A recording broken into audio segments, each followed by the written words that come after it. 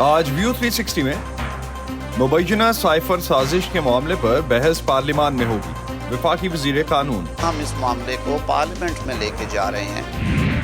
گلگت بلتستان میں ماحولیاتی تبدیلیوں سے مقامی افراد نقل مکانی پر مجبور. ادھر ہمارے اپنی کھیتی باڑی ہوتی تھی, ہمیں کوئی چیز کی قلت نہیں تھا. اور جنگ کے سائرنز کے باوجود یوکرین میں لاکھوں بچے کلاس رومز میں واپس جا رہے ہیں.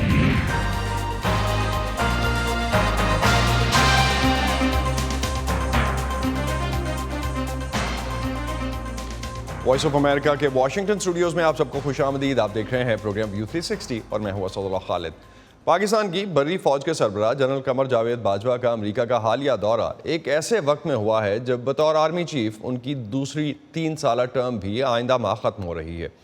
پاکستان امریکہ تعلقات میں اس وقت جنرل باجوہ کے دورے کی کیا اہمیت ہے؟ ان کے اس دورے سے کچھ ہی دن پہلے ہم دیکھ چکے ہیں کہ پاکستان کے وزیر خارجہ بلاول بھٹو زرداری نے بھی واشنگٹن میں اعلیٰ عہدیداروں سے ملاقاتیں کی تھیں. پاکستان امریکہ تعلقات کی سمت کا تعین کرنے میں یہ دورے کتنے مددگار ہوں گے؟ اس وقت ہم اسی پہ انالیسس لیتے ہیں. کامران بخاری سیکیورٹی امور کے ماہر ہیں اور نیو لائنز انسٹیٹیوٹ کے ڈائریکٹر ہیں, اس وقت ہمارے ساتھ ہیں. ان سے جانتے ہیں کہ اس دورے کو وہ کس طرح سے ایویلویٹ کرتے ہیں. کامران, بہت شکریہ جوائن کرنے کا. پاکستان کے بری فوج کے سربراہ کا جنرل قمر جاوید باجوہ کا یہ ڈی سی کا دورہ فیئرویل ٹرپ تھا یا انڈورسمنٹ کرنے کی کوشش تھی جو کہ اس سے پہلے کچھ بلٹ اپ ہوئے ہیں تعلقات پاکستان اور امریکہ کے؟ جی, میں کہوں گا کہ یہ بیسکلی وہ لیٹر ہے, لیکن اس میں ذرا وضاحت کی ضرورت ہے کہ دیکھیں پس منظر دیکھیے کہ اس کے کانٹیکسٹ میں اس دورے کو دیکھیے اور جو گزشتہ کچھ عرصے سے جنرل باجوہ کرنے کی کوشش کر رہے ہیں, جس میں وزیر خارجہ بلاول زرداری بھٹو اور جو ہے اس پی ڈی ایم کی جو مخلوط حکومت ہے اس کی کوششیں بھی شامل ہیں. کانٹیکس یہ ہے کہ عمران خان صاحب نے ریلیشن شپ کو اچھا خاصا ڈیمیج کر دیا تھا اور وہ بالکل ہی جسے کہتے ہیں نا کہ the wheels were off جب ان کی حکومت گئی. تو اس کانٹیکسٹ میں جو ہے وہ جنرل باجوہ کوشش کر رہے ہیں اور اپنے جو سویلین اس وقت کرنٹ پارٹنرز ہیں ان کے ساتھ کہ امریکہ کے ساتھ تعلقات بہتر. امریکہ کے پوائنٹ آف ویو سے یہ ہے کہ بھائی یہ سب باتیں تو ٹھیک ہیں کہ سویلین حکومت آئی ہوئی ہے نئی اور وہ جو ہے خواہاں ہے کہ امریکہ کے ساتھ تعلقات بہتر کیے جائیں, لیکن کوئی اسٹیبلٹی کا پتہ نہیں ہے. تو جنرل باجوہ بیسکلی وہ یہ کہہ رہے ہیں کہ دیکھیں جو ریاست کے پرماننٹ ادارے ہیں, نیشنل سیکورٹی اسٹیبلشمنٹ جو ہے وہ ہمیشہ امریکہ کے ساتھ قائم و دائم ہے. اگر بیچ میں کوئی پاپولسٹ لیڈر عمران خان جیسا آتا بھی ہے تو وہ ریاست کی سمت کو نہیں تبدیل کر رہا. اور اگر آپ کو جو ہے وہ یہ ہے کہ ہاں بھائی ہم چین اور روس کے ساتھ تعلقات بڑھائیں گے, تو ایسی کوئی بات نہیں. بلکہ میں کہوں گا کہ جنرل باجوہ نے, میں اسپیکولیٹ کروں گا کہ یہ بھی یقین دلانی یہ بھی کہا ہوگا کہ بھائی دیکھیں آپ کا اور جو چین کا معاملہ ہے ہم اس میں پسنا نہیں چاہتے. لیکن ایک چیز جو کہ پاکستان اس وقت ہم دیکھ رہے ہیں کہ پاکستان ٹی ٹی پی سے ایک طرف ڈیل کر رہا ہے. افغان بارڈر پہ سیکیورٹی کی سچویشن جو ہے وہ کچھ بہت اچھی نہیں ہے, اور افغان طالبان کے ساتھ بھی پاکستان کے تعلقات جو ہیں ان میں بھی اگر ہم دیکھیں تو اس طرح سے ان کو انالیسس اس پہ جتنا بھی آتا ہے اس میں اس طرح سے ریٹ نہیں کیا جاتا اس کو. تو اگر یہ والے حالات ہیں تو پاکستان کو آپ سمجھتے ہیں کہ سیکیورٹی کے حوالے سے بھی مدد چاہیے ہوگی؟ F-16 کا معاملہ تو ہم نے دیکھ لیا, اس کے بعد آپ سمجھتے ہیں گراؤنڈ لیول سیکیورٹی اسٹرینتھ بہتر کرنے کے لیے پاکستان کو کوئی انٹیلیجنس سپورٹ چاہیے ہوگی امریکہ سے؟ جی, لیکن میں کہوں گا کہ اگر ہم اس دورے کو اس لینس سے دیکھیں کہ جی کوئی سیکیورٹی کوآپریشن یا جو ماضی کا ایک ٹرانزیکشنل ریلیشن شپ رہا ہے افغانستان کے حوالے سے, تو وہ I think is not totally accurate.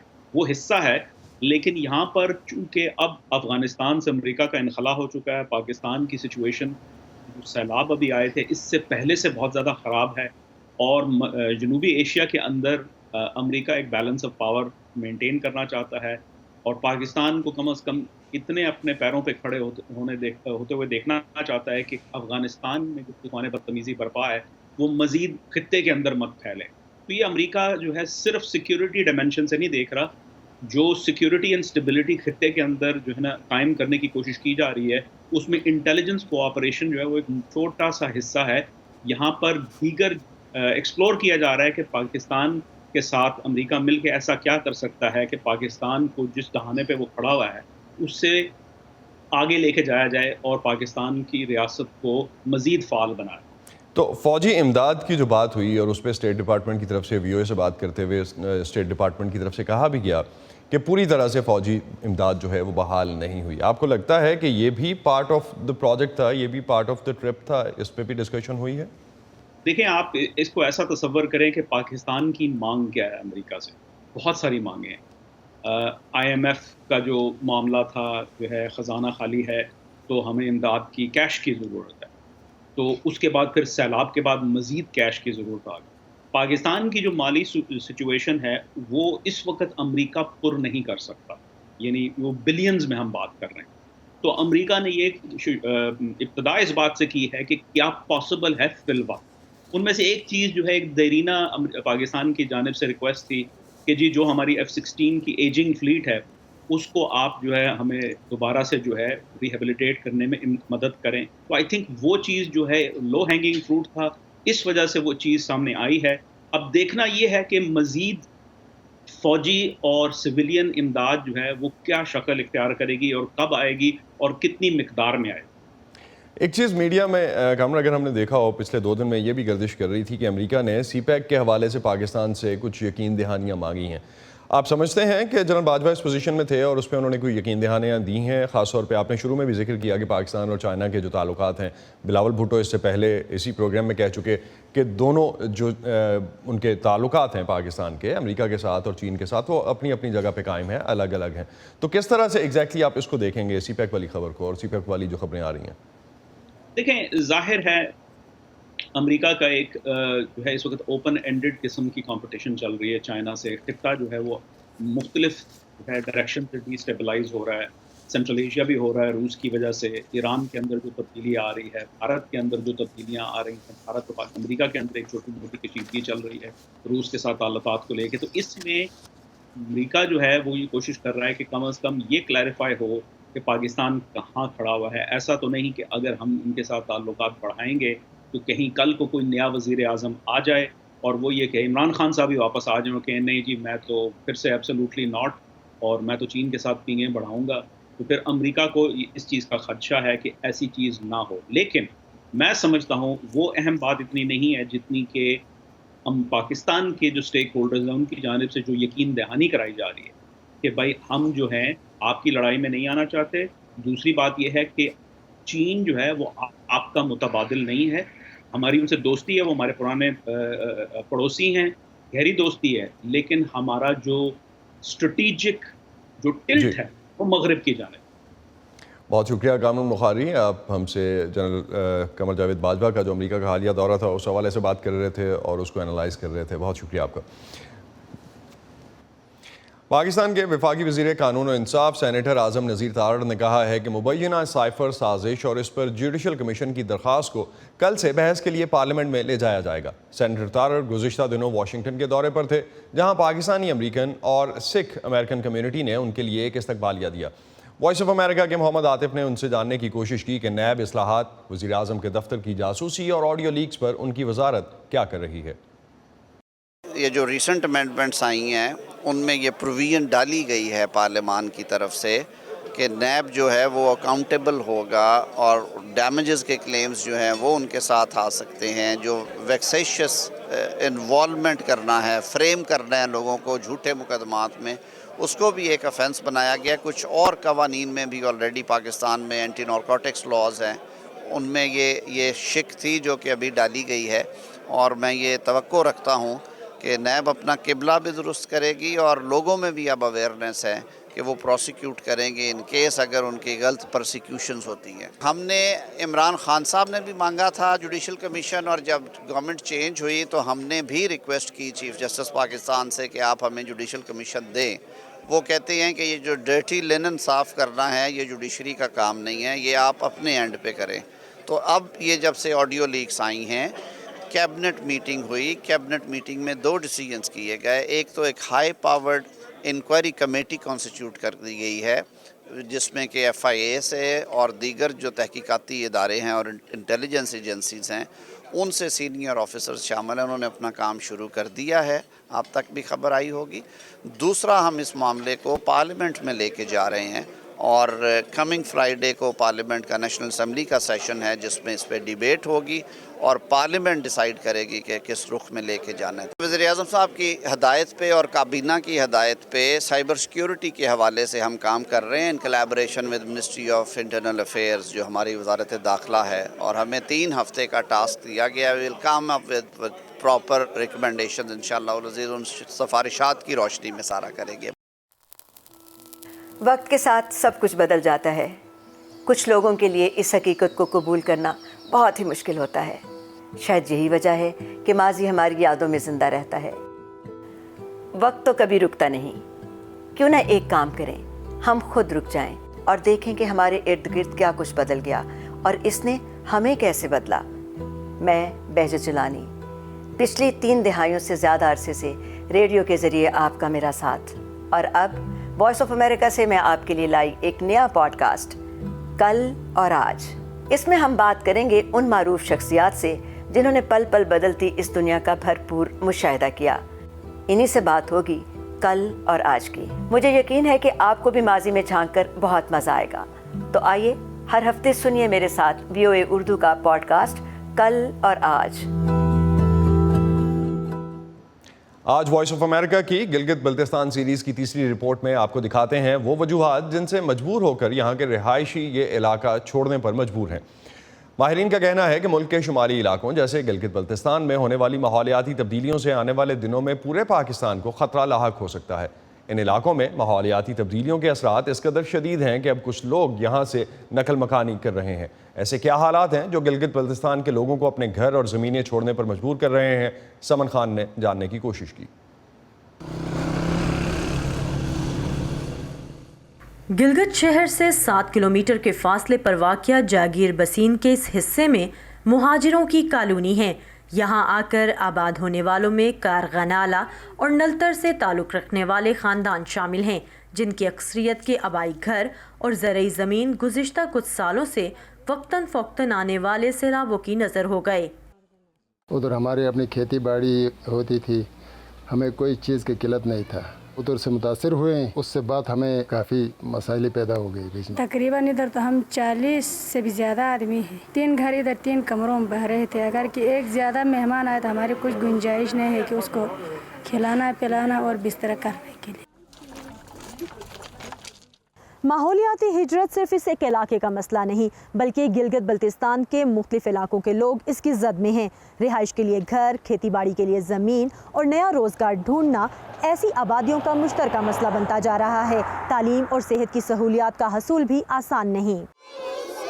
اس علاقے میں ایک غیر سرکاری تنظیم کی مدد سے اسکول چلانے والی ماریا اور ان کے شوہر کہتے ہیں کہ یہ متاثرین نہیں جانتے کہ یہ ماحولیاتی تبدیلی کا نشانہ بنے ہیں, اسی لیے وہ حکومت سے اپنی بحالی کے لیے کسی قسم کی امداد کی کمی کا شکوہ بھی نہیں کرتے.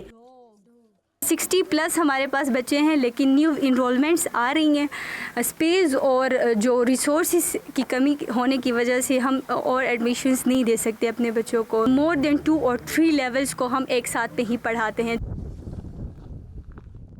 گلگت بلتستان میں محسوس کیے جانے والے ماحولیاتی تبدیلی کے اثرات فی الحال تو خطے کے اندر ہی محسوس کیے جا رہے ہیں, لیکن ماہرین کہتے ہیں کہ گلگت بلتستان پاکستان کا واٹر ٹینک ہے جس میں ماحولیاتی تغیر سے پیدا ہونے والی خرابی پورے ملک کی توانائی, خوراک اور پانی کی ترسیل کو خطرے میں ڈال سکتی ہے.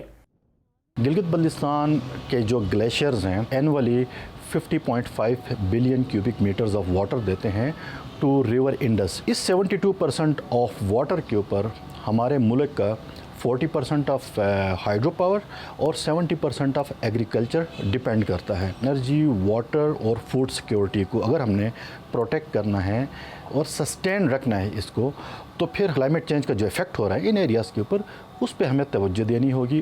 Environmental protection agency Gilgit Baltistan کے گزشتہ 30 سال کے ریکارڈ کے مطابق علاقے کا درجہ حرارت 0.45 ڈگری بڑھا ہے اور بارشوں اور برف باری میں 8.4 ملی میٹر کمی آئی ہے. لیکن چونکہ یہ ڈیٹا اسکردو اور گلگت ایئرپورٹ یا چلاس, استور, گوپس اور ہنزا ہیڈ کوارٹرز جیسے ہموار علاقوں میں نصب آٹومیٹک ویدر اسٹیشن سے لیا گیا ہے, اس لیے ماہرین انہیں حتمی قرار نہیں دیتے. पहले हमारी जो स्नोफॉल होती थी वो अक्टूबर के एंड में या नवंबर में, तो उसके बाद उनको एलोंगेटेड विंटर्स मिलते थे, तो फिर वो स्नो जाके आइस में कन्वर्ट हो जाती थी, तो फिर वो ग्लेशियर्स बनते थे, ग्लेशियर्स की एक्सपेंशन होती थी। फिर उसके बाद जब ये समर स्टार्ट होते थे तो उसकी एक ग्रेजुअल मेल्टिंग होती थी। अब ऐसा नहीं हो रहा, अब ये स्नोफॉल जनवरी और फरवरी में शिफ्ट हो गई है। स्नो को आइस में कन्वर्ट होने का टाइम नहीं मिलता। उसके बाद जैसे ही 1-2 दिन की हीट वेव आती है वो एकदम मेल्ट हो जाती है और फिर वो एक डिज़ास्टर की शक्ल में नीचे कम्युनिटी को अफेक्ट करती है। माहौलियात के माहिरीन कहते हैं कि माहौलियाती तब्दीली में पाकिस्तान का हिस्सा 1% से भी कम है, जबकि मुतासिर होने वाले ममालिक में 8वें नंबर पर है।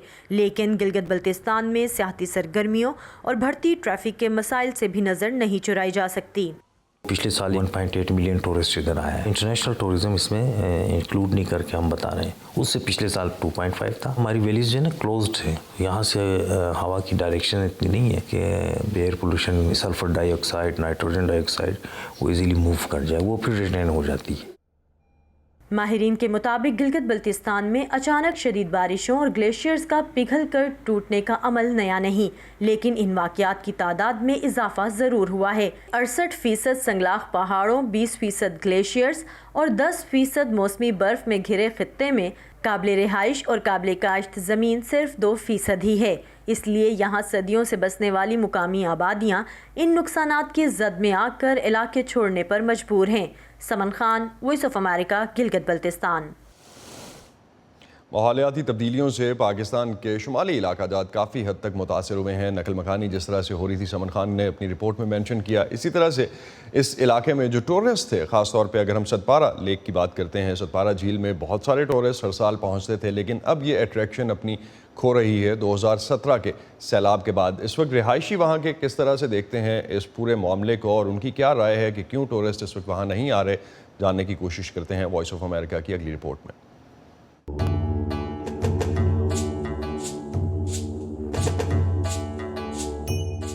टूरिस्ट तो बहुत आते हैं, लेकिन पहले आते थे तो वो कहते थे यार ये सब भाई आप लोग तो जन्नत में है, लेकिन अब ये हुआ, अब ये देख के मायूस होता है, भाई ये तो खंडर हो गया है। 3 मिनट भी नहीं लगा, ये तूफान आया, पाँव रखते तो एक दलदल था। वो मंजर मैंने देखा तो मुझे 2 महीना में बीमार पड़ा बिस्तरे में। यहाँ 4000 के तो फलदार दरख्त थे, वो मेरा आंखों देखा हाल जब मुतासिर हुआ। किश्तियाँ डूब गया, माल मोशी था, 2-4 मोटर बोट थे, वो दिन का हमारा 3-4 लाख का इनकम था। यहाँ हम लोग को नौ घराने का हमारा ज़रिए माश यही कारोबार था। सदर वज़ीर आज़म यहाँ आते थे और यहाँ रहने का जगह थे, हेलीपैड बने हुए थे और पूरे पाकिस्तान से लोग, यूरोप से भी लोग आ गए। सतपारा शीना ज़बान में नाले को कहते हैं। 7 नाला है सतपारा में, उस 7 नालों का पानी इस लेक में आता है, तो सतपारा से पुकारा जाए। एक प्याली की तरह यहाँ पे ग्लेशियर का पानी आता है, जो सर्दियों में जो बर्फ़ आता है तो वो गर्मियों में पिघल के इस लेक में आता है। 8-10 जगहों में चश्मे भी है, ऐसे कुदरती चश्मों का पानी आता है। पूरे यहाँ 8 से 10 लाख की आबादी के लिए या आपाशी के लिए यही पानी है।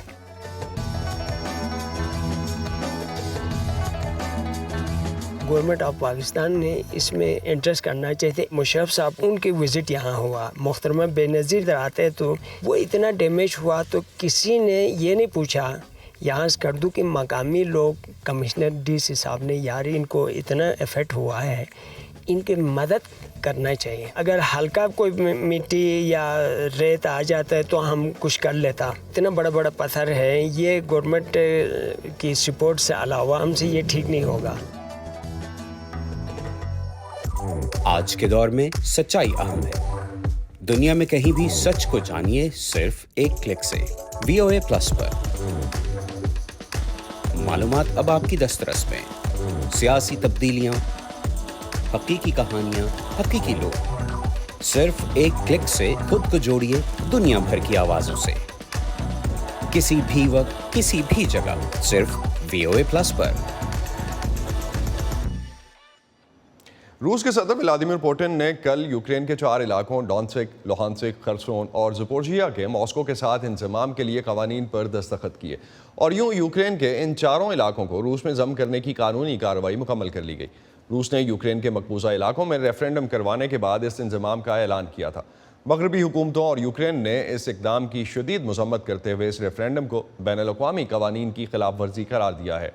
اقوام متحدہ کے انسانی حقوق کے دفتر کے مطابق 7 ماہ سے جاری روس یوکرین جنگ میں اب تک 6000 سے زیادہ افراد ہلاک ہو چکے ہیں۔